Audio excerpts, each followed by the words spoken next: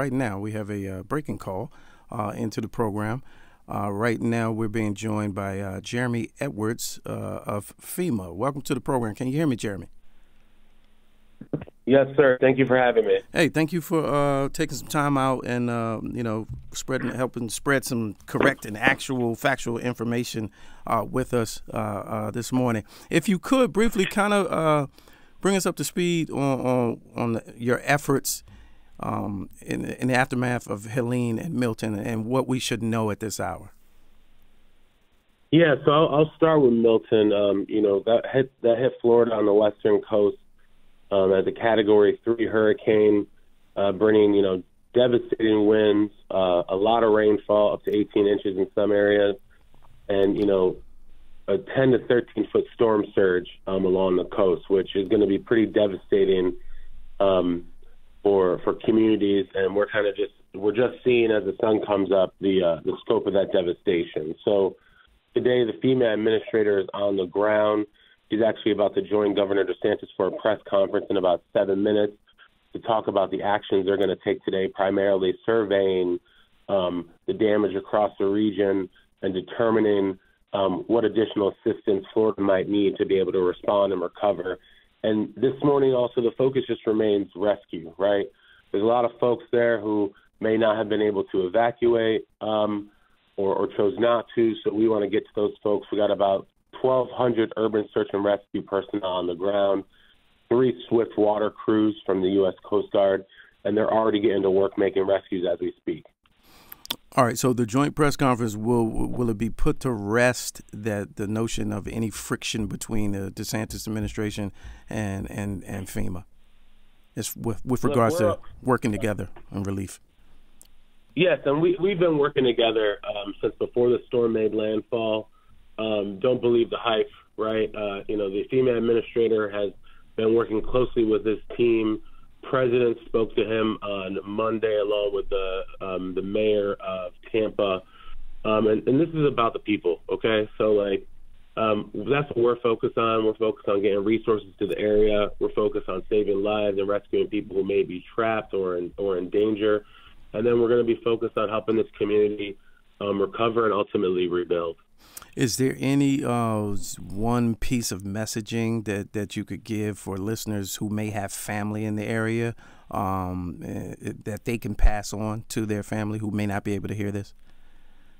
I would say that if they're able to get in touch with their family members, encourage them to stay put. Unless they're in imminent danger, they should stay put in their home. They should not go out in the floodwaters. You have no idea what's in there. Hazards, chemical hazards. Some of that water could be moving, pull you away. I think when the storm passes, people have the instinct to want to go out and look and see and start getting to work. But this is still a dangerous situation.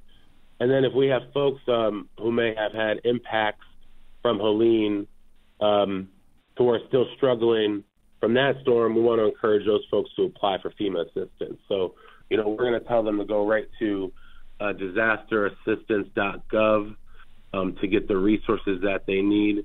That's DisasterAssistance.gov to get into the system, put in your information so we can try to get them connected with resources. And that's resources, food, gas, water, shelter, things of that nature? So for DisasterAssistance.gov at FEMA, that's going to be financial assistance to help you rebuild. Yep. I would direct the folks to the American Red Cross or to the state if they're looking for anything more immediate like food and water. Now, FEMA has brought in a bunch of food, millions of meals, millions of liters of water to provide to the state and get to those shelters. But for disaster assistance in terms of financial assistance that we can give to you, whether that's some quick cash to cover those immediate needs or longer-term assistance to help you with repairs and relocation, that's going to be DisasterAssistance.gov. And on the record, it's more than $750, correct? 100%. I can tell you, so what the $750 is what's called serious needs assistance, right? So that's going to be able to give you quick cash in your bank account to help you cover things like food, water, medication. Then many people are eligible for further assistance. to the tunes of usually thousands of dollars to help with things like home repairs, temporary sheltering needs, relocation, and other property damages that they may have suffered. So that $750 is kind of a shot in the arm, and then we'll be able to give you further assistance as needed. And you do, as an agency, have enough money. It is not being diverted to migrants. I can tell you with 1,000% that nothing that is related to disaster relief is going to anyone but American citizens who need help right now. So that we can put that to bed as well. All right. Thank you, Jeremy Edwards. I know you're a busy man. I appreciate you being able to call in and share the information with us. Thank you. We appreciate you amplifying it. Have a good day. All right. Thank you for your service.